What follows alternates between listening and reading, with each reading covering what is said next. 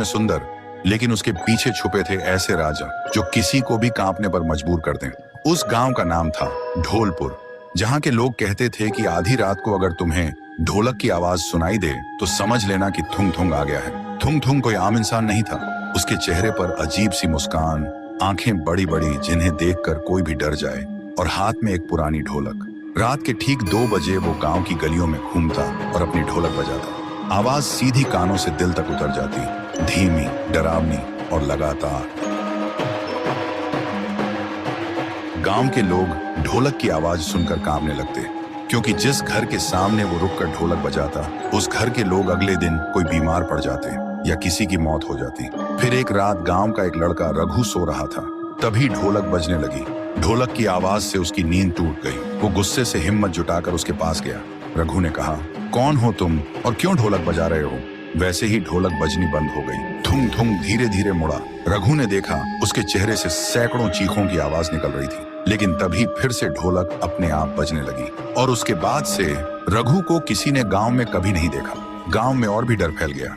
कोई भी रात को 2 बजे बाहर निकलने की हिम्मत नहीं करता था। लोग दरवाजे और खिड़कियां बंद करके सोने लगे, क्योंकि ढोलक की आवाज इतनी डरावनी थी कि पूरा शरीर कांप उठता था।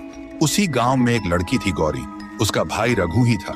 उसने कसम खाई थी, मैं पता लगाऊंगी कि मेरे भाई को थुंग थुंग कहाँ ले गया।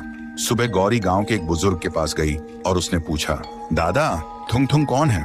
बुजुर्ग कांपते हुए बोला, बेटी, थुंग थुंग कभी इस गांव का ढोल किया था, लेकिन 80 साल पहले एक शादी में ढोलक बजाते बजाते अचानक मर गया था। कहते हैं तब से उसकी आखिरी सांस उसी ढोलक में कैद हो गई, और तभी से वो आधी रात को ढोलक बजने लगती है। गौरी अब समझ गई थी कि वो एक भूत है, लेकिन फिर भी उसने तय किया कि वो उसी जगह जाएगी जहां वो शादी हुई थी। फिर रात के ठीक 2 बजे जब गांव में ढोलक बजनी शुरू हुई, गौरी ने हिम्मत जुटाई और उस आवाज के पीछे चलने लगी। अंधेरे में चलते चलते वो उस जगह तक पहुंच गई। वहां उसने देखा थुंग थुंग नाचते हुए बहुत जोर जोर से ढोलक बजा रहा था। गौरी ने कांपते हुए पूछा, मेरा भाई कहाँ है?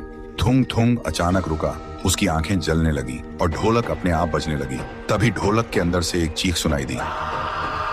गौरी डर से भागने लगी। तभी एक आवाज आई, दीदी। गौरी रुक गई और पीछे मुड़ी। उसने देखा रघु और थुंग थुंग एक साथ खड़े थे, लेकिन वो अब इंसान नहीं था। उसका चेहरा अजीब और आंखें लाल हो चुकी थी। रघु ने धीरे से कहा, दीदी, अब मैं भी थुंग थुंग का हिस्सा हूँ और अगला नंबर तुम्हारा है। तो दोस्तों, अगर तुम्हें जानना है कि थुंग थुंग क्या सच में अचानक मरा या उसके मरने के पीछे कोई राज छुपा है, अगर जानना है तो वीडियो को लाइक करो, चैनल को सब्सक्राइब करो और कमेंट में लिखो।